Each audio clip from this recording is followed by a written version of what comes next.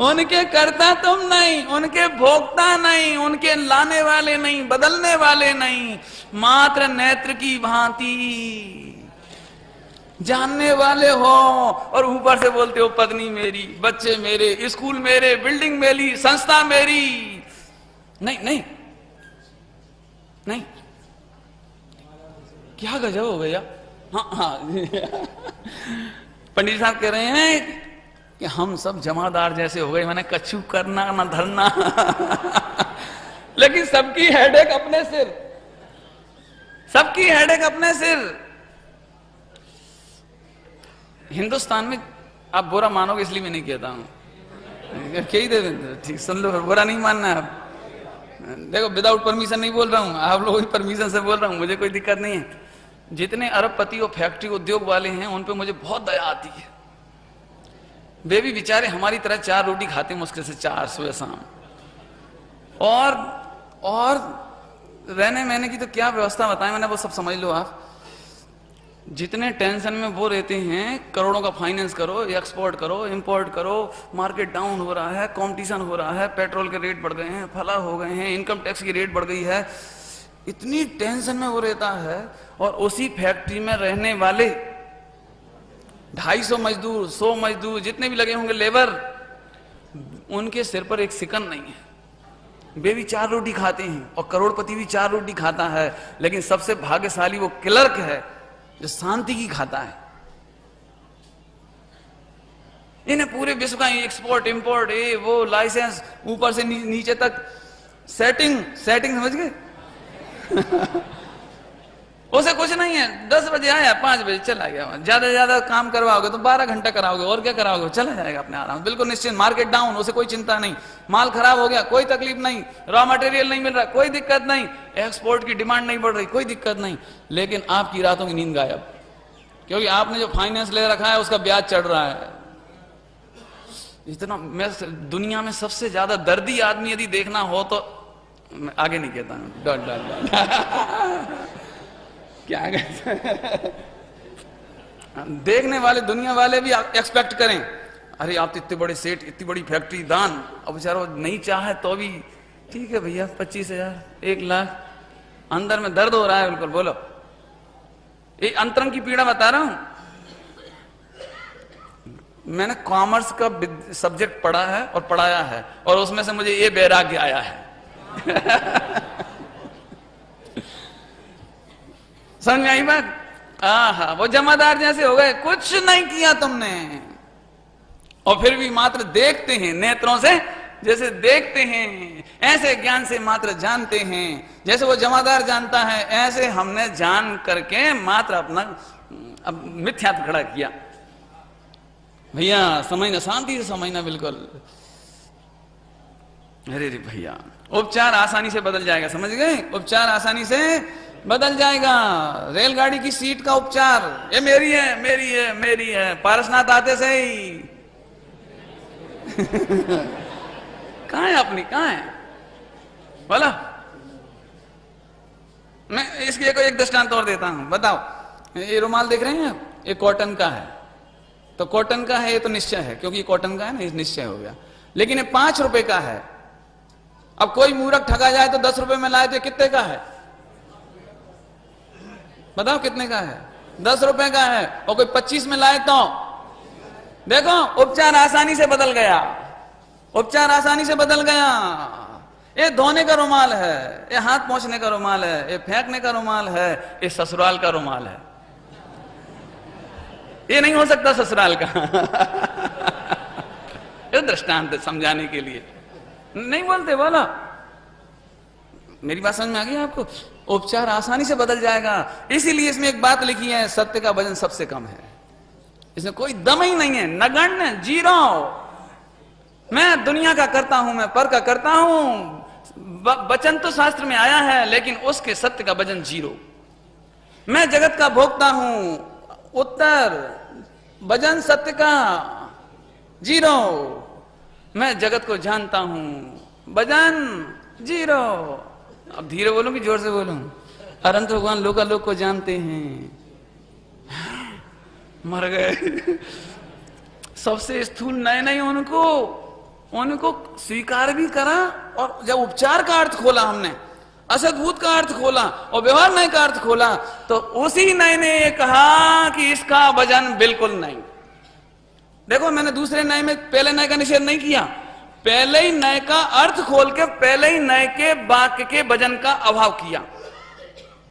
मैं मालूम क्यों कह रहा हूं ये बात, क्यों खोल रहा हूं। आज सबसे ज्यादा झगड़ा चाहे मोक्षों में भी हो रहा है, इन्हीं बातों को लेकर हो रहा है। गाथा वही है, गुरुदेव वही है, गुरुदेव की व्याख्या वही है, और हम अपने तरीके से उसका अर्थ खींच रहे हैं। देखो लिखा है गुरुदेव ने, लिखा है क्या लिखा है कि पर को जानता है, कि क्या लिखा है कि नहीं जानता है। तो दो पार्टी खड़ी हुई। अरे सुन तो सही भैया, यदि पर को जानना कह दिया तो उसमें कोई अपराध नहीं है, क्योंकि वो पर को जानना है, वो उपचरित असद्भुत व्यवहार नहीं से कहते हैं। अब कोई विद्वान यदि पर को जानता है ऐसा कहे तो उससे विरोध क्यों करना अपने को। केवल इतना जानो कि ऐसा कथन पद्धति उपचरित असद्भुत व्यवहार नहीं की है, तो हम बताते हैं इसका उत्तर, कोई दिक्कत थोड़ी है भैया। जब कुगुरु कुदेव कुशास्त्र की बात चलती है तब हम कहते हैं ये अल्पज्ञ हैं, ये कुछ नहीं जानते, तीन लोग तीन काल की नहीं जानते, इसलिए इनका ज्ञान अज्ञान है, मिथ्या ज्ञान है, इनका कहा हुआ सत्य नहीं हो सकता। और ये चूंकि सर्वज्ञ हैं, इसलिए इन्होंने द्रव्य गुण पर्याय जानी है, तीन लोग जाना है, ऐसा कहने के लिए। क्योंकि जो सर्वज्ञ को प्रमाण नहीं करेगा वो पहले न्याय को प्रमाण नहीं करेगा, और जो पहले न्याय को प्रमाण नहीं करेगा कि पर को जानते हैं ये प्रमाण नहीं करेगा, वो आगे का आत्मा को जानने वाला भी प्रमाण नहीं करेगा। थोड़ी गंभीर बात है भैया। जो ये नहीं मानेगा कि भगवान अरहंत लोकालोक को जानते हैं, जो ये नहीं मानेगा वो ये भी नहीं मानेगा कि भगवान अरहंत आत्मा को जानते हैं। क्योंकि एक भी न्याय का नकार नहीं होता ज्ञानी के जीवन में, एक भी न्याय का तिरस्कार नहीं होता ज्ञानी के जीवन में। बड़ी सहजता से कहता है अरहंत भगवान लोकालोक को जानते हैं। इसलिए कहते हैं कि सर्वज्ञता प्रमाण होगी तो उनका आगम प्रमाण होगा, आप्त प्रमाण होंगे, आप्त माने अरहंत, आप्त प्रमाण होंगे तो उनका आगम प्रमाण होगा। बोलो व्यक्ति प्रमाणिक नहीं हो तो उसका वचन प्रमाणिक होता है लोक में? नहीं होता ना? है? हाँ उपचरित है, हाँ हाँ उपचरित है, हाँ बहुत बढ़िया, हाँ बहुत बढ़िया। मानना मिथ्यात्व है, कहना मिथ्यात्व नहीं है। हाँ मानना मिथ्यात्व, वो तो हम पहले ही कह रहे हैं, वो तो हमने तो पहले ही कहा। बहुत बढ़िया, बहुत समझ गए, अब हम समझ गए। देखो भैया मैं दो बात कहता हूं, आपका बात एकदम सही है, मैं खुद ही कह रहा हूं ना, मानना नहीं, लेकिन क्यों कहा? क्योंकि अन्य कुगुरु कुदेव कुशास्त्र को निषेध करने के लिए इनको सर्वज्ञ कहा। तो क्या सर्वथा सत्य नहीं है ये? सर्वथा सत्य नहीं है? नहीं, कथनचित सत्य है। क्यों कथनचित सत्य नहीं हो तो सम्यक ज्ञान का अंश नहीं। लोकालोक के ज्ञाता हैं ये सर्वज्ञ भगवान ने कहा, लोकालोक के ज्ञाता हैं आचार्यों ने कहा। जिसने ये बात स्वीकार नहीं करी कि वे लोकालोक के ज्ञाता हैं, सर्वज्ञ हैं, तो उनके एक भी वचन को प्रमाण नहीं कर सकता। जिस नए में बात चल रही उसी नए में समझो। आगे आगे आएंगे ना, अभी अपना आगे आएंगे ना, वो और आगे आएंगे ना। लेकिन उपचार से कहा है, और उपचार से कहा है तो उपचार को उपचार समझना सम्यक, और उपचार को परमार्थ समझ लेना, 8वें नंबर का नए समझ लेना अथवा 7वें नंबर का नए समझ लेना, ये मिथ्या। मैं सरल करूंगा इसे, बहुत सरल करूंगा। अभी मैं नई पीढ़ी को देख के बोल रहा हूं, अभी धीरे धीरे इसको सब सरल करना है मुझे, बहुत सरल करना है मुझे। आए समझ में आया भैया? तो भगवान केवल ज्ञानी लोकालोक को जानते हैं, ये उपचार, और हम जानते हैं जैसे परमार्थ। बहन श्री थी ना, सुशीला श्री, नाम सुना है? ब्रह्मचारिणी बहन अपनी सुशीला श्री, सोनगढ़, बहुत प्रसिद्ध है, मोक्षों में तो बहुत प्रसिद्ध है। वो एक बहुत अच्छी बात कहते हैं, उनके वो जो भाई वगैरह थे ना, सब लोग जो बॉम्बे रहते हैं, वे लोग कहीं घूमने गए, हांगकांग, सिंगापुर, इधर उधर उधर, तो वे उस समय सोनगढ़ रहती थी, अभी भी रहती। तो उन्होंने वहां से पत्र लिखा, बहुत खुशी खुशी, हम इन्हें सिंगापुर गए, वहां गए, लंदन गए, फला देखा, ये देखा, वो देखा, बहुत महिमा, बहुत महिमा। तो सुशीला श्री अपने प्रवचन सुनाती थी, तमने 6 द्रव्य सिवाय बीज सोच जोयू, बीजू सो जोयू, मैंने तुमने 6 द्रव्य के सिवाय जगत में क्या देखा? बताओ क्या देखा, बोलो। लेकिन हांगकांग के नाम पे ऐसे करंट सा उछलता है जैसे सम्यक दर्शन हो गया हो। लंदन के नाम पर, अमेरिका के नाम पे। माने मैं एक बात कहता हूं, गुरुदेव श्री की प्रवचन सुनी है आपने? अरे रे, जहां आत्मा की बात नहीं मिलती हो वहां रत्न भी बरसते हो तो नहीं जाना। धन के खातिर अनार खंड में नहीं जाना। हम बड़े गर्व के साथ कहते हैं, पंडित जी हमारा एक दीकरा, हाँ वहां है तो वहां है तो क्या होगा। क्यों? मैं क्या बता रहा हूं, औपचारिकता ही तो है भैया। हमने कनाडा देखा, हमने अमेरिका देखा, हमने लंदन देखा। कैसे देखा? उपचारित, उपचार से। उपचार से माने जीरो, कुछ नहीं देखा। ये इसका मतलब ये निकला। समझ में आया? अभी भी लोगों को ऐसा रहता है, हे भगवान मेरा मौका लग जाए तो मैं भी घुमाऊं। काय के लिए घुमाएं? 6 द्रव्य के सिवा क्या देखोगे? द्रव्य गुण पर्याय के सिवा क्या मिलेगा? और भेद विज्ञान की दृष्टि नहीं होगी तो ये उपचार पे प्रसन्न हो गए। आनंद आनंद आनंद। आइए इसकी चर्चा अपन अभी करते हैं। देखो, सत्य का वजन सबसे कम। जैसे ग्वालियर तुम्हारी ससुराल है, मैंने लिखा है ग्वालियर तुम्हारी ससुराल है। समझ में आया? कोई से पूछे क्यों तुम्हारी ससुराल कहां है? कहां है ससुराल? तो नगर का नाम बता देते, नगर का नाम। जब हम लोग सोनगढ़ गए थे ना, सोनगढ़, तो वहां पूछते आप कहां से आए, तो हम जान देते हमारे गांव का नाम से तो समझेंगे नहीं, तो हम मालूम क्या कहते थे, हम एमपी से आए।